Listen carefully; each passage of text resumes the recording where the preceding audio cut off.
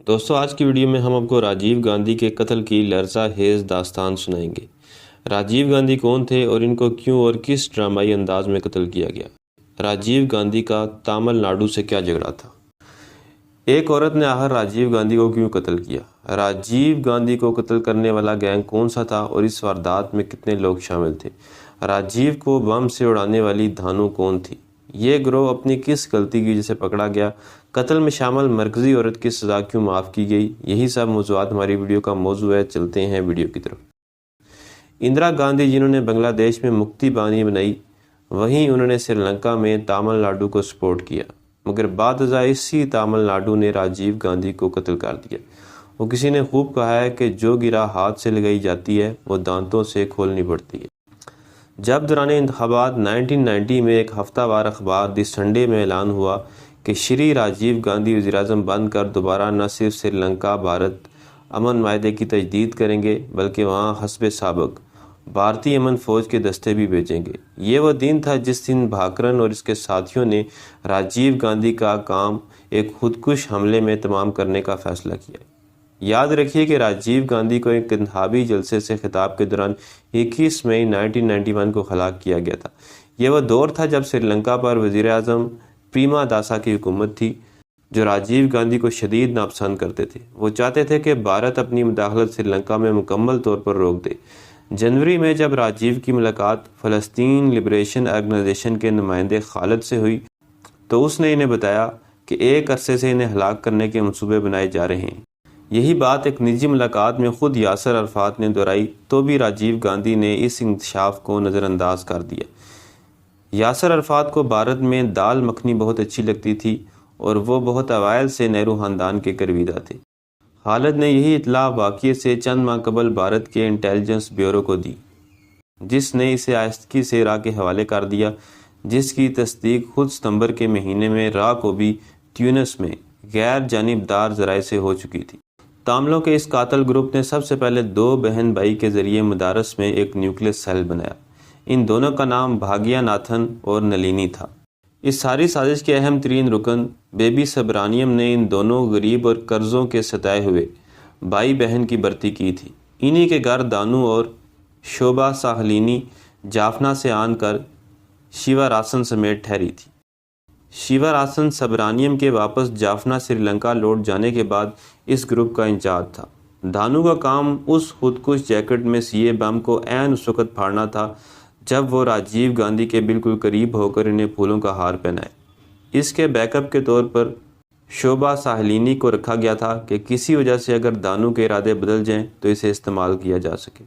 آپ اگر قتل کی اس بھیانک سازش کا بغور جائزہ لیں تو ایک بات عیاں ہو جاتی ہے کہ اس کی منصوبہ بندی اور عمل درآمد میں کوئی سکم نہیں تھا۔ اس کے اہم کردار سری لنکا سے آئے۔ اس پر 1 سال سے زیادہ کی منصوبہ بندی کی گئی۔ سارا نیٹ ورک ایک شہر مدارس میں ترتیب دیا گیا۔ مقامی لوگوں کو جو اس میں شامل ہوئے بھاگیہ ناتھن نے بہت احتیاط سے نہ صرف منتخب کیا بلکہ تحریک کے حوالے سے ان کی ذہنی تربیت بھی خوب ٹھوک بجا کر کی گئی۔ ان کی غربت کا خوب فائدہ اٹھایا گیا۔ کسی کو ٹارگٹ کے بارے میں کوئی معلومات پہلے سے مہیا نہ کی گئی۔ حملے کی آزمائشی مشق اپنے تمام تر جزیات کے ساتھ مکمل انداز میں کی گئی۔ خودکش جیکٹ کی تیاری سے حملے تک جو کردار اہم تھے وہ سب کے سب سری لنکا سے منتخب کر کے لائے گئے اور انہیں جائے واردات تک الگ الگ اطمینان سے پبلک ٹرانسپورٹ کے ذریعے پہنچنے کی سہولت دی گئی۔ حملے کے بعد سب اطمینان سے رکشا اور بس سے فرار ہوئے۔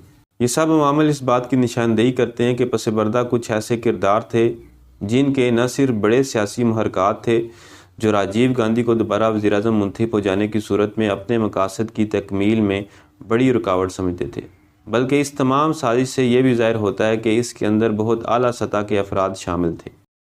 ان دنوں ہندوستان میں درمیانی مدت کے انتخابات کا اعلان ہو چکا تھا اور راجیو گاندھی سری پرم پودر میں انتخابی جلسے سے خطاب کرنے آ رہے تھے۔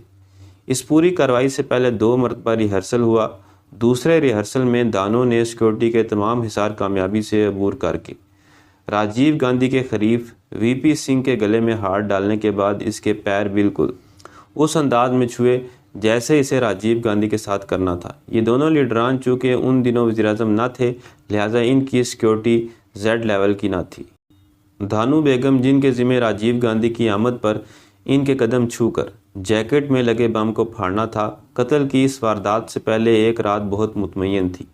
اس نے دیگر ساتھیوں کے ساتھ مل کر وہ چشمے بھی پہنے جو اس نے واردات کے وقت پہنے تھے، اور سب نے مل کر ایک فلم بھی دیکھی۔ چشمے پہننے کا معاملہ یوں پیش آیا کہ پولیس کی ایک سب انسپکٹر انوشیا نے اسے واردات کے ڈرائی رن میں راجیو گاندھی کے مخالف وی پی سنگھ کے پیر چھونے سے اور گلے میں ہاتھ ڈالنے سے روکا تھا، مگر وی پی سنگھ نے اسے خصوصی طور پر اپنے پاس آنے کی اجازت دی تو انوشیا مجبور ہوگی۔ دانو بے حد ذہین عورت تھی۔ ہر کم ہوش شکل عورت کی مانند اس کی سوچ میں حقائق کا سامنا کرنے کا ایک بے حد رحمانہ فیمینائن انٹیوشن تھا۔ اس نے روکتے وقت جب انوشیا کماری کی آنکھوں میں دیکھا تو اسے لگا کہ یہ عورت پیچھا کرنے والی ہے۔ اس آئی کانٹیکٹ میں دونوں ایک دوسرے کی نگاہ میں تیر کی مانند کھوب سی گئی۔ دانو کو شک تھا کہ ایسا نہ ہو کہ یہ پولیس والی کل رات بھی راجیو گاندھی کے حفاظتی انتظامات کے لیے موجود ہو اور اسے پہچان لے۔ واردات والی رات سے قبل سپہر کو جب ہری بابو فوٹوگرافر، شوبھا، نلینی، دھانو اور شیو راسن پیری کارنر کے بس سٹاپ سے سندل کے پھولوں کا ہار لے کر موقع واردات پر پہنچے تو دھانو کے خدشات کے عین مطابق انسپکٹر انوشیا کماری بھی ڈیوٹی پر وی آئی پی انکلوزر کے پاس موجود تھی اور اس نے سب کو روکا۔ ہری بابو تو اپنا پریس فوٹوگرافر والا کارڈ دکھا کر اور یہ کہہ کر کہ اس لڑکی دھانو کو بڑے آدمیوں کے ساتھ فوٹو کھنچوانے کا بہت شوق ہے، وہی اس کام کے لیے خاص طور پر لے کر آئی ہے۔ اس پر انوشیا نے کہا کہ راجیو جی کے آنے میں ابھی دیر ہے، لہٰذا وہ تو جا کر پریس کے حلقے میں بیٹھ جائے۔ اس کی یہ بات سن کر سب تتر بتر ہو گئے۔ شوبھا اور نلینی عوام کی پہلی صف میں بیٹھ گئیں۔ شیو راسن، جس نے پستول اپنے پاجامے کی جیب میں چھپایا ہوا تھا، کچھ دیر بعد گھومتا گھماتا اسٹیج کے پیچھے جا کر کھڑا ہو گیا، جبکہ دانو کچھ دیر اکیلی ریڈ کارپٹ کے پاس کھڑی رہی، مگر جب راجیو پنڈال میں داخل ہوا تو وہ بھی دانو کے پاس آ کر کھڑا ہو گیا۔ دانو جب راجیو گاندھی کے پیر چھونے کے لیے آگے بڑھی تو اسے اس انسپکٹر انوشیا کماری نے روک لیا، مگر راجیو گاندھی نے اپنے انتخابات کے خریف وی پی سنگھ کی طرح اسے ذرا سخت لہجے میں تنبیہ کی اور دھانو کو یہ کہہ کر اپنے پاس آنے کی اجازت دے دی کہ سب کو ان سے ملنے کا، اپنی محبت دکھانے کا موقع ملنا چاہیے۔ تو انوشیا رنجیدہ خاطر ہوئی اور منہ بسور کر دور جا کھڑی ہو گئی۔ اس کی یہ ناراضگی اور دوری اس کی جان بچانے کا باعث بنی۔ تامل اعلام کے خلف یافتہ کارکنوں کے لیے دو ہدایات پر عمل کرنا ضروری ہوتا ہے۔ ایک تو واردات کی تصویر بناؤ، دوسرا تحریک میں شامل ہر خاتون کو اپنی بہن سمجھو۔ جس ہدایت پر عمل کر کے ان کی یہ سازش بے نقاب ہوئی وہ یہ تھی کہ تامل اپنی ہر کارروائی کی تصویر ضرور بناتے تھے جو بعد میں ان کے لیڈر بھاکرن کو دکھائی جاتی تھی۔ اب کی دفعہ انہوں نے ایک غریب فوٹوگرافر ہری بابو کو شوبھا فوٹوز اینڈ ایجنسی کے ذریعے اس کام کے لیے شامل کیا۔ اس بد نصیب کو یہ علم بھی نہ تھا کہ دھانو بیگم نے اپنے لباس کے نیچے خودکش جیکٹ چڑھائی ہوئی ہے۔ وہ بیچارہ تو اس خوش فہمی میں رہا کہ دھانو چاہتی ہے کہ یہ تصویر جس میں وہ ہندوستان کے ہونے والے وزیر اعظم کے گلے میں ہار ڈال رہی ہے بطور ایک یادگار اس کے پاس ہو۔ وہ واردات کے وقت عمدہ شاٹ کی طلب میں بالکل قریب چلا گیا اور ان بد نصیب 16 لوگوں میں شامل ہوا جو اس واردات میں بشمول راجیو گاندھی کے اپنی جان سے ہاتھ دھو بیٹھے۔ ہلاکت کے بعد اس کا کیمرہ پولیس کے ہتھے چڑھ گیا جس میں ان تمام لوگوں کی تصاویر محفوظ تھی جو اس واردات کے وقت آس پاس منڈلا رہے تھے۔ البتہ جس ہدایت کی خلاف ورزی ہوئی وہ یہ تھی کہ تحریک میں شامل خواتین کو بہن سمجھو۔ نلینی کے تعلقات اس کے سازش کے ایک اہم رکن بم بنانے کے ماہر موراگن سے ہو گئے جس کے نتیجے میں وہ حاملہ ہوگی۔ جب وہ اس قتل کے بعد تروپاٹھی مدارس کی ایک چھوٹی سی بستی میں چھپتے پھرتے تھے، نلینی کی طبیعت اپنے حمل کی وجہ سے بہت خراب ہوگی اور یہیں سے سارا بانڈا پھوٹا۔ اس کی گرفتاری پر مامور ٹیم کو پہلی لیڈ اس حوالے سے ہی ملی۔ گو ٹیم کے بیشتر ممبران نے زندہ گرفتاری کے خوف سے خود کو زہر کا کپسول جو ہر وقت ان کے گلے میں بطور لاکٹ لٹکا رہتا تھا کھا کر جان دے دی۔ نلینی اور موراگن اس ٹیم کے وہ ممبران تھے جو تروپاٹھی میں جا کر چھپے۔ باقی ٹیم بنگلور کی طرف نکل گئی۔ نلینی کی طبیعت اپنے حمل کے ابتدائی ایام کی وجہ سے بہت خراب رہنے لگی تھی۔ جب وہ علاج کی غرض سے ایک کلینک پہنچے تو وہاں سے ان کی آمد کی اطلاع SIT کو مل گئی اور ان دونوں کی گرفتاری سے ٹیم کے ممبران کی شناخت کا بانڈا پھوٹ گیا۔ ان کی گرفتاری پر مامور ٹیم کی کوشش تھی کہ وہ شیوراسن اور ٹیم کے دیگر ممبران کو زندہ گرفتار کریں، مگر وہ اس بات سے بھی اچھی طرح باخبر تھے کہ تالم اعلام کے دہشت گرد ہر وقت گلے میں پوٹاشیم سائنائڈ کا ایک کیپسول لٹکائے پھرتے ہیں اور گرفتاری سے بچنے کے لیے اسے وقت پڑنے پر چبا لیتے ہیں اور اپنی جان دے دیتے ہیں۔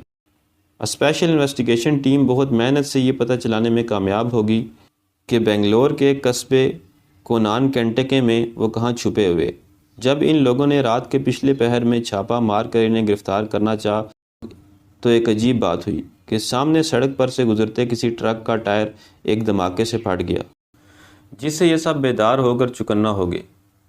شیوراسن نے تو اپنے سر پر اپنے ہی پستول سے گولی مار کر اپنا خاتمہ کر لیا۔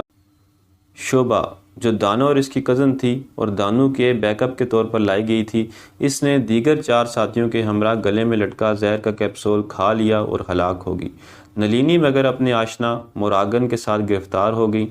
اسے کانگریس کے برسر اقتدار آ جانے کے بعد راجیو گاندھی کی صاحبزادی پریانکا گاندھی نے جیل میں ملاقات کر کے معافی دے دی۔ وزیراعظم چندر شیکھر کی ہدایت پر قتل کے بعد ایک ٹیم تشکیل دی گئی۔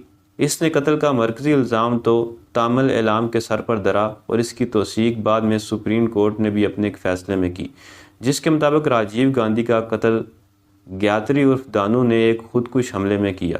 ایک کمیشن بھی بھارتی جسٹس ملاب چند جین کی سربراہی میں بنا، جس کا کام اس قتل میں سازش کے مختلف زاویوں کا جائزہ لینا تھا۔ اس کمیشن نے سب سے بڑا الزام تامل ناڈو میں ڈراوڈا مونیٹرا اور اس وقت کے تامل لیڈر کرونا ندی کو قرار دیا۔